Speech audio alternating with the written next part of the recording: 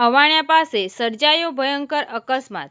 આજરોજ તારીખ 8/5/2026ને શુક્રવારે રાત્રે 8 કલાકે ઘોઘા અવાણિયા પાસે સર્જાયો ભયંકર અકસ્માત। ઘોઘા અવાણિયા પાસે ઇકો કાર અને ટુ વ્હીલર બાઇક વચ્ચે સર્જાયો ભયંકર અકસ્માત।